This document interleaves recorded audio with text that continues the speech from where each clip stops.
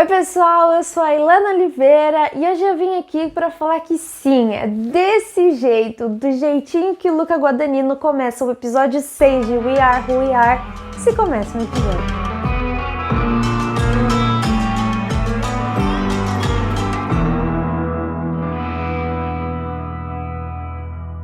O último episódio acabou e a gente ficou com aquele gostinho de que será que a relação do Richard e da Caitlyn vai piorar? Aquele último abraço parecia muito e era uma dica de que sim, ele ia abrir mão de algumas das suas reações nervosas, assim, por conta de ser a Caitlyn, né? Claramente ela é a preferida dele. E aquilo mexia muito com ele. Mas, em específico, a guerra entre ele, o Fraser e a Sarah claramente ia ficar iminente e aqui não vai ser diferente. É possível ver que ele e a Caitlyn conseguiram achar, né, aquele campo comum ali de convivência, mas ele tá realmente em pé de guerra com o Fraser e com a Sarah. E eu senti aquela frase que ele falou na primeira cena, muito interessante no sentido dela dizer muito mais do que ela diz. Ele disse que a cabeça dela é muito pequena. Nossa, como você tem uma cabeça pequena. Isso não é só na situação física, né? Eu sinto que isso não é só literalmente em relação ao tamanho da cabeça dela, mas isso quer dizer muito em relação a Richard, do tipo: eu já estive onde você está, eu já passei por essa fase, eu sei como é, e você tem uma cabeça pequena agora, então você não consegue ver o todo. E ao mesmo tempo que essa ruptura aí acontece muito forte entre ela e o pai, ela e o Fraser acham na escola, né, e no celular um único refúgio para conseguir serem eles próprios e para conseguir manter a relação deles do jeito que estava. É lá onde o Fraser vai falar que ela já não se sente confortável no vestiário feminino, e é lá também que vai acontecer ali, eu acho que é um momento meio epifania do diretor, que é aquela cena da dança e do piano entre os dois. Aquela cena aleatória, nada aleatória, é só para demonstrar, no meu ponto de vista, como eles estão próximos e como eles estão no mesmo momento de vida. Quando a Caitlyn sai da escola com o pai e o olho dela cruza com o olho do Fraser naquela despedida, então aquela parte do carro que vai virar uma cortina, né? Aquilo pra mim era uma expressão da própria cabeça deles, da mente deles, em que os dois são literalmente iguais, estão vestindo a mesma roupa. E os dois estão cantando uma música, estão dançando, estão com Nova York na cabeça, o que também foi pra mim muito sugestivo naquele boneco. E é aquela realidade para aqueles dois naquele momento. Eles estão vivendo uma efervescência, né, de hormônios, de vontades, de conhecimento, autoconhecimento. Então aquela cena pra mim não foi nada aleatória. Mas voltando aí pra casa, né, da Caitlyn e do Richard, dois personagens que não apareceram nesse episódio foi a Jenny, né, a mãe dela, e o Danny. Onde eles foram parar eu não sei. A Jenny é um pouco mais compreensível ela não aparecer. Eu senti que ela não, apesar de eu achar que ela era a mais necessária nesse episódio em relação a Caitlyn, eu entendo ela não ter aparecido, mas uma coisa que ficou muito em aberto pra mim foi o Danny, porque ele no último episódio, a última vez que ele aparece, ele tá saindo de casa. Ele não avisa nada pra ninguém, não fala nada pra ninguém. Ele conversa com a Caitlyn e sai à noite e ninguém sabe pra onde ele vai, e aqui ele não apareceu, mas ninguém sentiu falta dele aparentemente até então. Então eu achei que isso foi um pouco mal trabalhado, simplesmente ele sumir no episódio, no outro ele realmente não aparecer, ninguém sentir falta.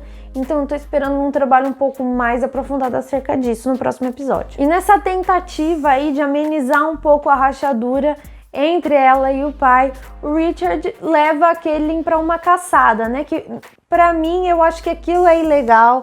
Eu acho que eles não podem atirar em qualquer lugar, mesmo sendo do exército, exclusivamente por ser do exército.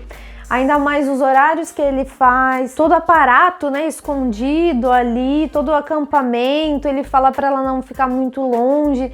Tudo isso para mim tem um quê de escondido, e eu acho que muito provavelmente a gente vai ver um problema em relação a isso nos próximos episódios, mas é uma tentativa dele de entrar na cabeça dela, tentar entender um pouco ela melhor e fazer com que ela se abra. É possível perceber que essa distância é dolorosa para os dois, mas o Richard vai precisar abrir muito a cabeça dele para conseguir aceitar a Caitlyn do jeito que ela é e tudo aquilo que ela tá passando, experienciando e descobrindo. E uma coisa que diz muito isso é o fato dela literalmente ter dito para ele que ela ainda é a mesma pessoa.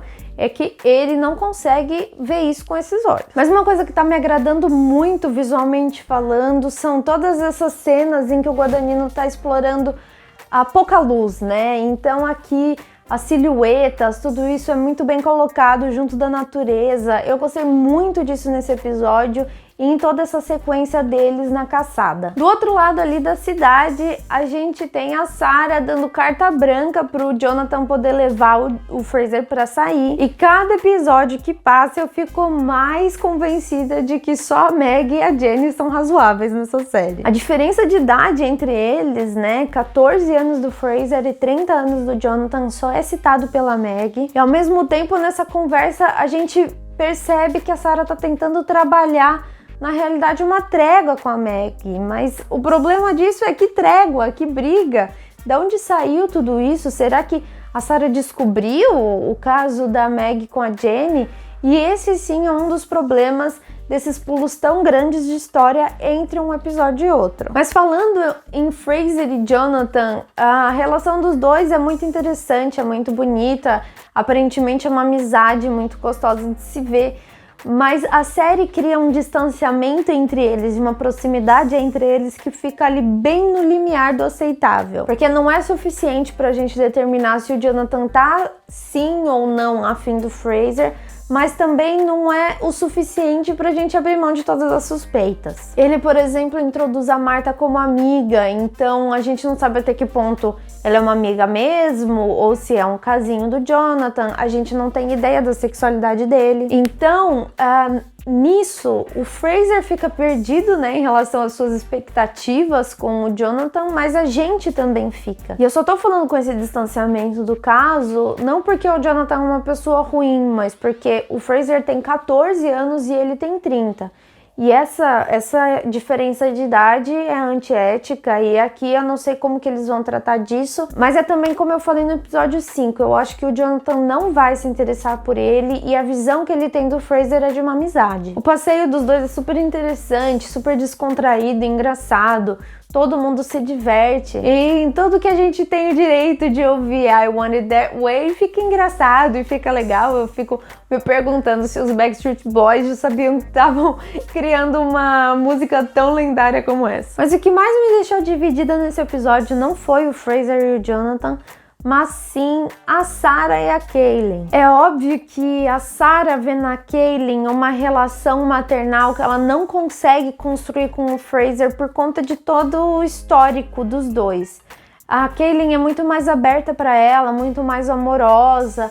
Então aqui ela começa a despejar na Caitlyn um amor que ela tem, que ela guarda dentro dela, que o Fraser simplesmente não recebe. E ela sabe, e ela vê como se fosse uma segunda filha, que a Caitlyn precisa de apoio nesse momento, isso é óbvio. Principalmente porque a família da Caitlyn é conservadora, ela vê que ela pode ter um espaço seguro ali com a família Wilson. Mas ao mesmo tempo, eu acho que o fato dela ter indicado o endocrinologista e ter falado sobre, ter entregado o panfletinho, eu tenho as minhas dúvidas se isso não é um ato egoísta da própria Sarah. Eu tenho medo disso ser uma expressão de enfrentamento com o Richard, e eu tenho medo porque, no meu ponto de vista, isso é um pouco irresponsável da parte dela, porque não é ela que vai pagar as contas da Caitlyn, figuramente e não figuramente, porque a Caitlyn vive com os pais e é uma família que é conservadora. Então, até que ponto você abre, né, esse seu ambiente, sendo que não é o ambiente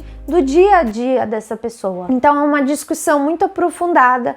Claro que eu tô sempre aberta a diálogo, então tudo isso é muito interessante, a gente esforça bastante nosso ponto de vista assistindo. Então, o que vocês acharam disso? Essa abertura da Sarah para Caitlyn e o que vai acontecer? A gente viu que ela tá super interessada na terapia de hormônios, então será que ela vai em frente com isso? Será que não é o Fraser que vai dar um apoio para ela? Será que o Richard não vai dar um apoio para ela junto com a Jenny? Então tudo isso é muito aberto. Eu espero, já só faltam 2 episódios para a temporada, então a gente não sabe muito bem como que isso vai se resolver. Então comenta aqui embaixo o que você achou de toda essa discussão, o que você acha que, se eu tô certa, se eu tô errada, a gente tem aqui um espaço mesmo para conversar e comentar tudo isso. Então não deixa de comentar aqui embaixo o que você achou desse vídeo e do episódio, não deixa de dar like nesse vídeo e se inscrever no canal. Também não deixa de clicar no sininho para receber todas as nossas notificações e passa no comentário fixado, porque lá embaixo a gente tem o nosso podcast e todas as outras nossas redes sociais. É isso, beijo e corta!